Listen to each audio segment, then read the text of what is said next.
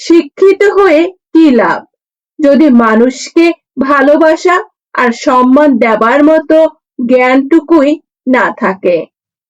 কাউকে বিশ্বাস করার আগে ভেবে নেওয়া উচিত যে সে বিশ্বাসের যোগ্য কিনা। যাদের জীবনে মায়া বেশি তাদের জীবনে কষ্টও বেশি। অভিমান হয়ে একজন রাগ করলে সম্পর্ক গভীর হয়, আর দুজন রাগ করলে সম্পর্ক নষ্ট হয়। ক্ষমতা তখনই প্রয়োজন হয় যখন আপনি খারাপ কিছু করতে চান, অন্যথায় সবকিছুর জন্য ভালোবাসাই যথেষ্ট। মানুষ দোকানে গিয়ে বলে হাড্ডি দিবেন না, বাসায় খেতে বসে বলে হাড্ডি দাও। ঠিক এইরকম ভাবে বিবাহ করতে গেলে রূপ দেখে, আর বাসায় আসলে গুণ খোঁজে। আজব এক দুনিয়া। সুখের দিনে দেখা হলে বলে কেমন আছো ভাই, দুঃখের দিনে দেখা হলে বলে আমার সময় নাই। মানুষ চিনতে ভুল করার মধ্যে লজ্জার কিছু নেই, কারণ অমানুষগুলো দেখতে অবিকল মানুষের মতোই। চরিত্র আর ব্যবহারের যত্ন নেন। দামি পোশাক, বাড়ি, গাড়ির মালিক হলেই মানুষ হওয়া যায় না।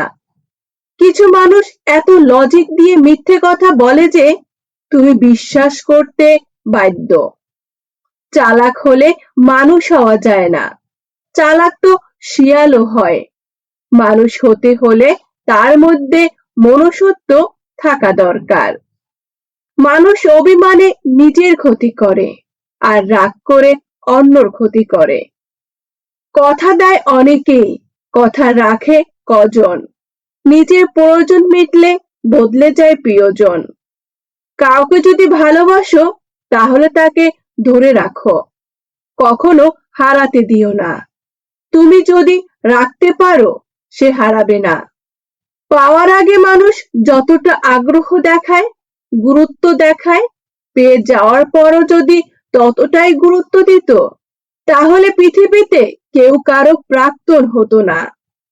চাইলে অনেকগুলো রিলেশন করা যায়, কিন্তু চাইলে সবাইকে ভালোবাসা যায় না।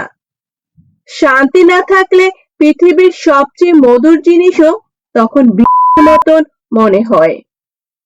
মানুষ একা থাকতে ভয় পায় না, মানুষ ভয় পায় প্রচুর ভালোবাসা পাওয়ার পর হঠাৎ একা হয়ে গেলে।